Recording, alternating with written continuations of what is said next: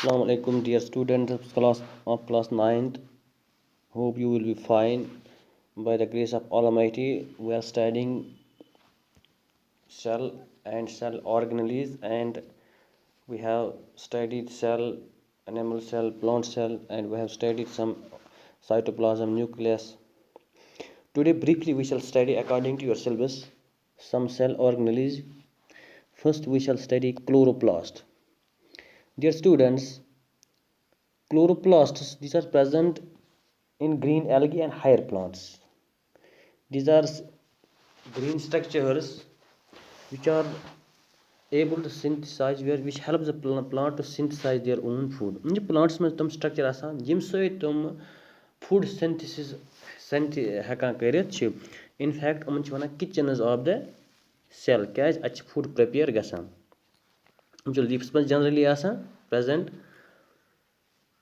Here mesoplastic structure cuticle epidermis पेठिम layer leafage यम गई mesophyll cells ये plast आसान छ मतलब chloroplast stroma vascular bundle of sheath and spongy mesophyll cell it is structure plus side spongy cell ati छ आसान this it is present in leaf structures. What's a chlorophyll? It is pigment. This pigment is a structure. You see, goal is structure. It is basically this goal is oval shaped like home structure. It is basically chlorophyll. Is magnesium containing pigment. Agar you study magnesium yes, pigment. Yes, is chlorophyll. It is because of this pigment plants are able to synthesize trap sunlight and combine carbon dioxide and water to synthesize their own food. Actually, chloroplasts, stroma, inner and outer membranes, यह grana vana ch, यह thylakoid, यह stacks, spectrum asa, thylakoids. Grana these are stacks of membrane bound flattened discoid sacs containing molecules of chlorine. Granas manche imbas spectrum banait atish chlorophyll asa. Stacks of membrane flattened discoid sacs containing molecules of chlorophyll asa. Stroma which is homogeneous matrix in which grana are grana asa structure asa embed karit. Chloroplast it is a double membrane bound organelle. The membrane asa within the cell of plants and green algae. It's present in plants and green algae and it's absent in non-green structures. And that's the site of photosynthesis. It is the site where food is synthesized. The process by which light energy is converted into chemical energy resulting in the production of oxygen and energy rich molecules that lower class green plants it's because of this structure which is present in them chloroplast energy rich compound based that oxygen byproduct. The most important function of chloroplast is the site of food by the process of photosynthesis. Which is site for the synthesis of food, and that is why it is also called the kitchens of the cell. Absorb light energy and convert your light energy convert into chemical energy. As forms of energy. Chloroplast has a structure called a chlorophyll which functions by trapping the solar energy. This solar energy trap but synthesize for food in green plants. Actually, thoda bit structure double membrane, outer membrane, inner membrane. Actually, grana, ये गो stroma. Stomach much grana आसा embed करित. Actually, grana stake up thylakoids. Ak species आसा से बनाए थे dare खिलत. This is called granum. You go thylakoid, you go lamella, which is the man in which grana is stroma yatmas grana num structure asache embed red like reddish structure. Take actually this chloroplast light energy light reaction atmas pat varia reaction gasan pat kit puch put speech to higher class mans parn. It's all about what is the function? Function of chloroplast is to shape trap solar energy and manufacture food.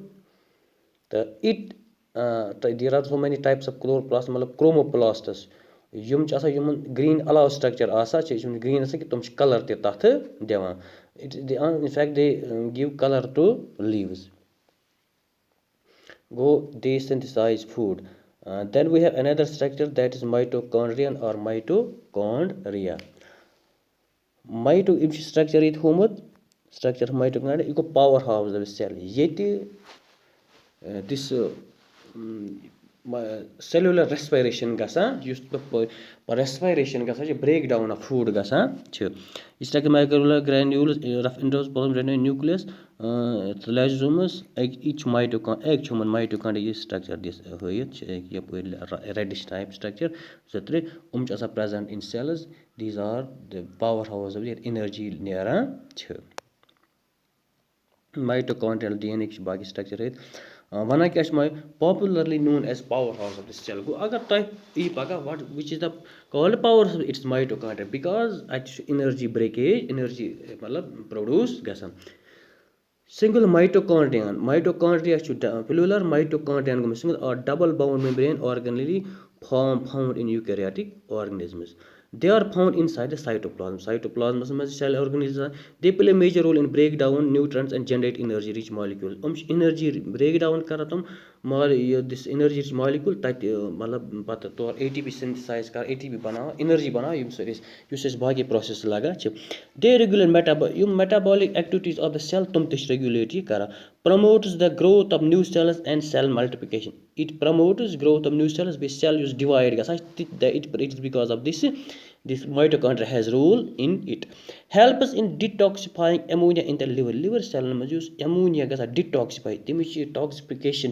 یعنی سۄ روزِ نہٕ تیوٗت toxic کینٛہہ بیٚیہِ کانٛہہ component بَنہِ تَتہِ it is because of this mitochondria plays an important role in the apoptosis or programmed cell death یُس cell death تَتھ منٛز چھِ یہِ this چوٗنٛکہِ cell منٛز چھِ گژھان death تِم چھِ پَتہٕ regenerate گژھان تَتھ منٛز چھِ یہِ role کران کینٛہہ اَکہِ چھِ DNA ribosomes یہِ چھِ cytosine junction أکۍ چھِ mitochondria structure گوٚو یہِ کیٛاہ چھِ تیٚلہِ mitochondria double bound تہٕ یِم اَتھ structures آسان یِم bound آسان چھِ یِمَن چھِ وَنان cistern یِم اَتھ منٛز آسان چھِ أکیاہ یِم بَنٲیِتھ أکۍ چھِ cistern ییٚتہِ اگر تُہۍ بیٚیہِ ہاوَو بہٕ تۄہہِ structure أکۍ یِم structure کٔرِتھ these are called یَتھ منٛز یہِ cistern ییٚتہِ آسہِ دِتھ تہِ یہِ mitochondria منٛز cistern أکۍ mitochondria منٛز یِم folds these are called cisternae تہٕ these folds are cisternae تہٕ اَتہِ کیٛاہ چھِ which small bound bodies dotted with small bound or oxygens the interior cavity of mitochondria is filled with proteinaceous gel like یَتھ أسۍ matrix وَنان چھِ